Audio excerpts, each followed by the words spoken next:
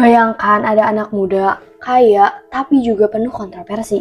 Salah satunya Timothy Ronald. Ada yang bilang dia jenius, ada juga yang bilang dia cuma bermodal omongan. Banyak ucapan yang bikin netizen geram, mulai dari kuliah itu scam, mengkritik pendidikan Indonesia, ketahuan ngerokok di restoran yang jelas restoran tersebut melarang merokok, hingga gaya hidup yang dianggap berlebihan atau pamer. Seperti ngopi 80.000, tidur siang kayak bayi, bicara miliaran rupiah seperti hal biasa yang dianggap mencari sensasi. Tapi di balik semua kontroversinya, ada perjuangan hidup yang luar biasa. Dia bercerita bahwa pada usia 14 tahun sudah menjadi joki game dan ikut kerja sebagai WO untuk cari uang tambahan. Pada usianya 15 tahun, dia jualan sedotan dan pomade secara online yang diimpor langsung dari luar negeri. Dan pada usianya yang 19 tahun, dia berhasil ngumpulin uang 1 miliar pertamanya. Semuanya dibangun dari nol. Setelah sukses di saham, dia menjelajah ke dunia kripto dan dikenal sebagai edukator finansial. Ia mendirikan Akademi Kripto, sebuah platform dan komunitas untuk membantu ribuan orang mengenal dunia aset digital. Meskipun dianggap nyeleneh, omongannya sering berdasarkan fakta dan realita. Kadang menyakitkan buat didengar, tapi kebanyakan juga benar dan membuka wawasan. Gak cuma soal uang, dia juga aktif di kegiatan sosial, seperti membangun TK di daerah-daerah terpencil, seperti NTT, Lombok, dan Blitar. Kenapa dia membangun TK? Karena menurut Timothy, kalau mau memperbaiki sistem, pola pikir dan masa depan bangsa itu harus dimulai dari kecil. Dari anak-anak, dia percaya anak-anak adalah kunci masa depan. Kalau sejak kecil sudah dibekali cara berpikir kritis, mandiri, dan berani bermimpi, mereka bisa tumbuh jadi generasi yang gak gampang dibohongi oleh sistem, gak gampang nyerah, dan tahu cara ambil peluang.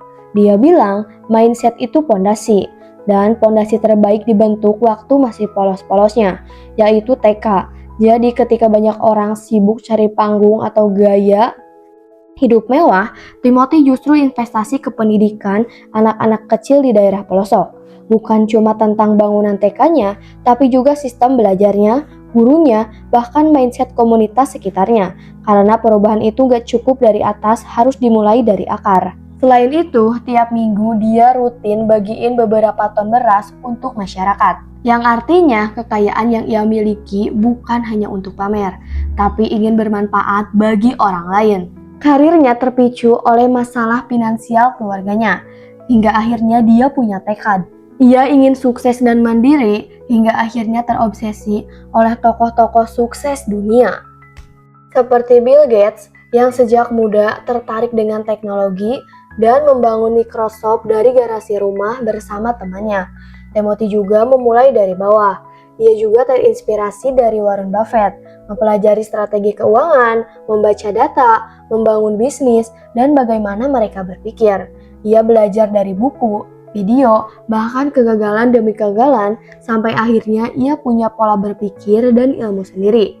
Tokoh-tokoh lainnya seperti Elon Musk, Steve Jobs juga memulai dengan banyak tantangan.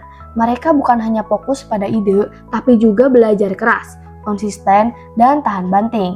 Sama seperti Timothy, ia bukan cuma berbicara, tapi juga membuktikannya. Bagi Timothy, uang bukan tujuan akhir.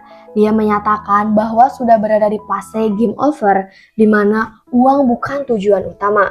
Yang ia pikirin sekarang, bagaimana hartanya bisa berdampak bagi orang lain, terutama masyarakat Indonesia. Terlepas dari banyaknya kontroversi, aku pribadi banyak belajar dari cara berpikirnya. Video-videonya tentang keuangan, peluang, dan masa depan berhasil mengubah mindset aku.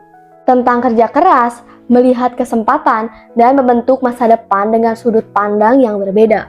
Mungkin banyak orang yang setuju dengan gaya bicaranya, tapi aku kagum dengan semangat belajarnya.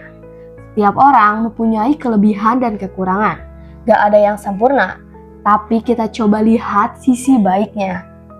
Aku belum paham tentang investasi, tapi aku suka cara dia berpikir. Karena terkadang Orang yang paling dibenci justru membawa pelajaran hidup yang paling berharga, asal kita mau melihatnya lebih dalam. Bagaimana menurut kamu? Apakah kita bisa belajar sesuatu dari Timothy Ronald? Atau tokoh-tokoh sukses lainnya? Coba tulis di kolom komentar. Dan jangan lupa like, comment, and subscribe biar gak ketinggalan konten inspirasi lainnya. Sampai jumpa, tetap semangat dan terus belajar. Bye-bye!